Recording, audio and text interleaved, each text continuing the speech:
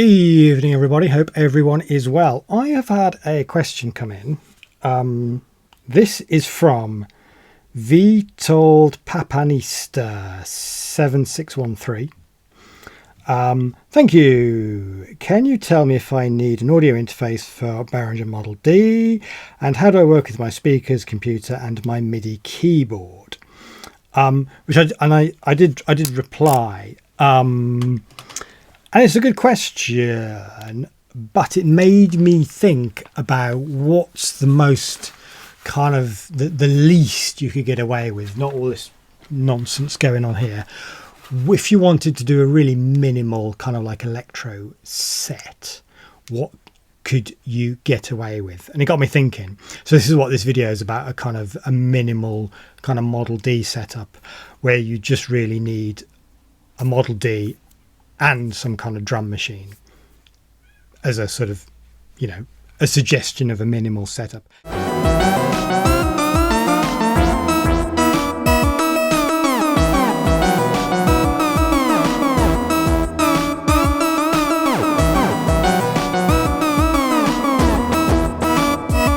Now, I think you are going to need, well, I think it's good to have a mixer and it's good to have an audio interface, but luckily these days the mixer and the audio interface can be one bit of kit. This is a little mixer I've been using live for like, don't know, 2 years or so. This is a Soundcraft Notepad 8 FX. This is cool because it's a small mixer, so if you know, for your D, you can go in to one of your inputs here. You're managing your monitors or some kind of speakers here. There's a headphone output. There is onboard effects. There's reverb, delay and chorus, I believe, which you can then, you know, apply per channel. Very useful. And also there's USB. So there's audio over USB. Very cool. So this can be your sound card. And this can be your way of connecting up your, well, particularly your speakers or your headphone. Okay.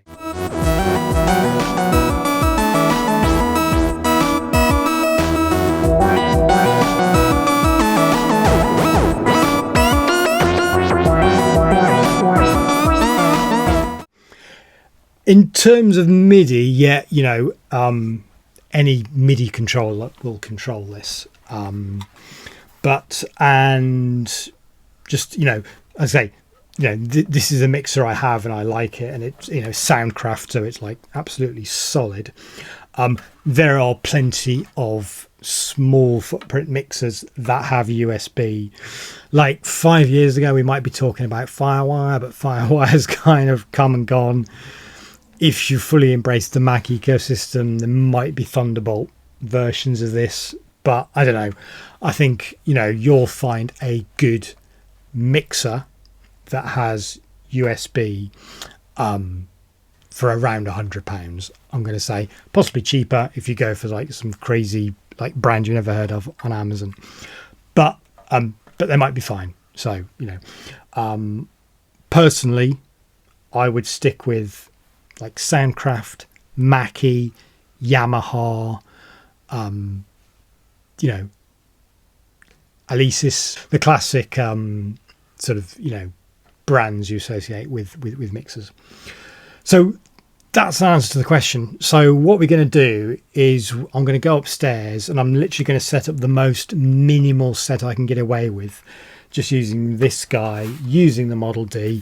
We're going to use one drum machine. I've got a couple in mind, and we're just going to see what that looks like.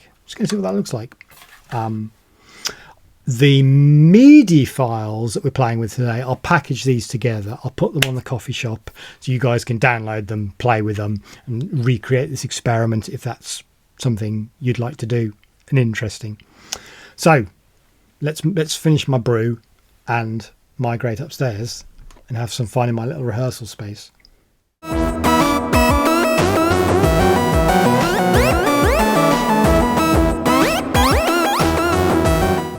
I'll just show you how I'm setting up Ableton Live, although essentially this would work in any DAW.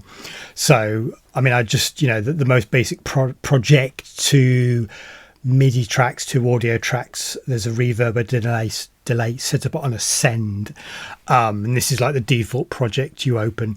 This is Ableton Live Lite or whatever it's called. You can often pick this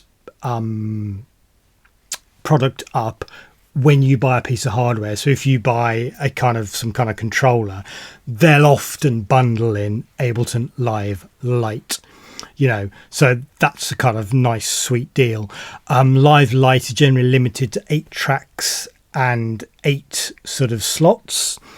Getting started, this can be enough, and to sort of dip your toe in the water. So I've got 8 sort of MIDI, separate little bits of MIDI here. I've assigned them, just the numerical keys 1, 2, 3, 4, 5, 6, 7, 8. I've got one of the loops that comes with it, just as an audio track. So we don't even need a drum machine, right? Just use loops, just download loops. The MIDI setup is, in this setup, I'm using a kind of USB to MIDI box, which is here. So I know that my Model D is in port 2, and I know that my Model D is on channel 4. So, we are all good to go. Let's just get rid of those drums for the time being. So I can hit one of my keys, number 4.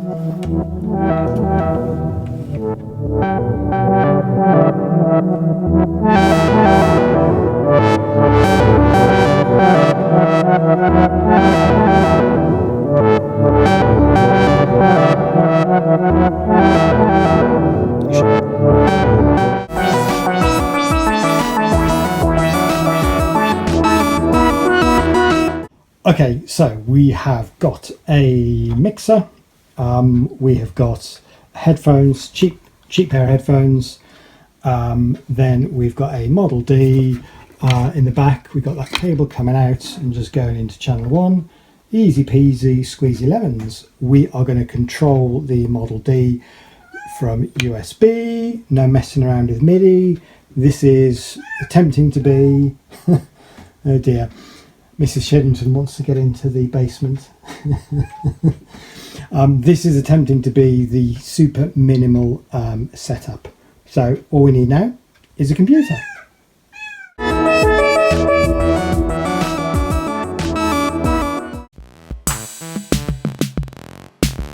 So we're just listening to my my jam that I set up upstairs using those few ARPs and the Model D. For the drum machine, we went with the Behringer RD6, which is a new synth for me. So we'll do a deeper dive into this in later videos. I mean, there are a ton of good videos on the RD6 on YouTube. Simple setup. I was just coming out of Ableton via USB into this, and then out of the DIN cable, the MIDI cable into the Model D. Worked great. And again, nice simple setup. And I have to say, like, personally for me, that's maybe a slightly too simpler setup for a live setup. However, it was a huge amount of fun just playing just a drum machine, just a mono synth, and then thinking about, even in just that quite minimal setup, what can I do to sort of make it sound interesting. And that sort of limitation does sort of percolate creativity, and you really start diving into sort of the filter envelope, the amp envelope, turning the various drum voices on and off. Super simple, nothing new, but I have to say, really awesome fun. Really awesome fun. So yeah, working simple, gotta say. This was although I was answering a question, this was a really interesting experiment in a kind of thinking about working in a kind of really simple way. Okay, that's the end of the video. I'll put these MIDI, the little MIDI lines, MIDI chop, MIDI loops, whatever. I'll put those on my coffee shop so you can download them. Repeat the experiment. Let me know how you get on. Okay, let's carry on with the jam.